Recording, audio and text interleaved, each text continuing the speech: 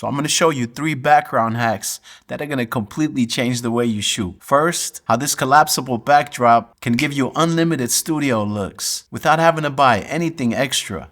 Next, how this simple fabric backdrop can 10x your photography and videography clients. And lastly, a seamless background trick I learned for product photos that works just as well for people. So get ready, because I'm about to show you how to get consistent studio quality results, whether you're shooting in a hotel room, a client's office, or even your mom's basement. And it all starts with this backdrop from Kate Backdrops.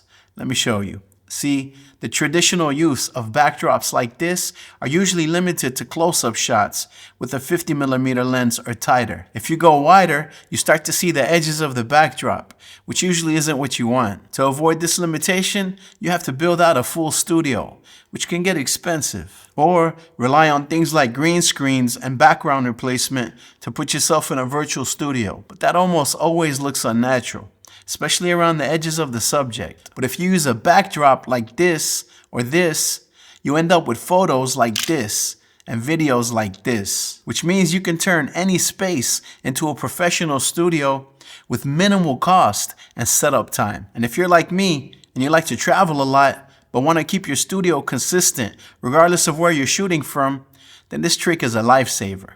Here's how you do it. First, I'm going to set up my light on this super lightweight stand. Then I'll diffuse it with this $15 umbrella. After that, I'll set up the camera and the tripod, and finally, the backdrop. That's literally all I need. And the key here is to make sure that my hands, arms, or any part of my body never go beyond the edges of the backdrop. And then I'll shoot the photo or the video, and from there, I just open up Photoshop and use generative fill to build out the rest of the studio, piece by piece. If it's a photo, I export it as a JPEG, and I'm done. If it's a video, I just bring the image into my editor, in this case DaVinci Resolve. Then I combine that image with my video footage and use a masking tool to blend and feather the edges. And just like that, you're in a pro studio. And the best part is that because I use the backdrop, you don't get those funny edges that you would get with a green screen or with background masking. So that brings us to these 2 backdrop options and figuring out which one is better suited for what we're trying to do. This one is a simple fabric background.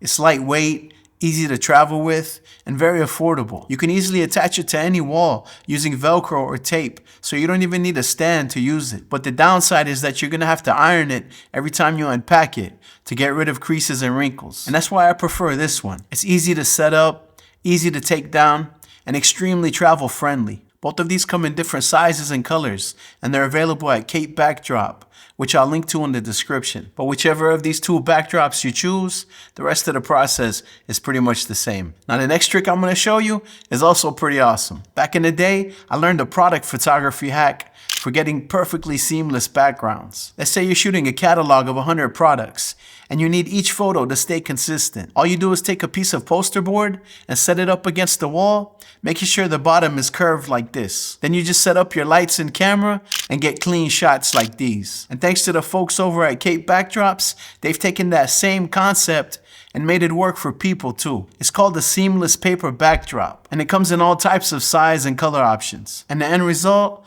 looks like it was shot in a super high-end studio. But again, it's just a simple backdrop.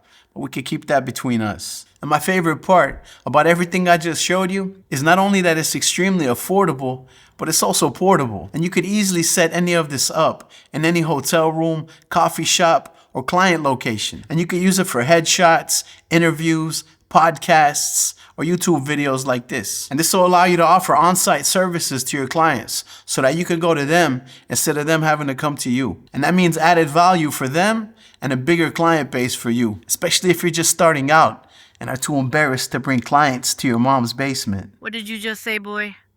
So make sure to go and check out Kate Backdrops, because what I showed you here is just a small sample of what they offer. You can use the link below to get 20% off selected products. I also left links to all the gear I used, the light, the umbrella, the backpack.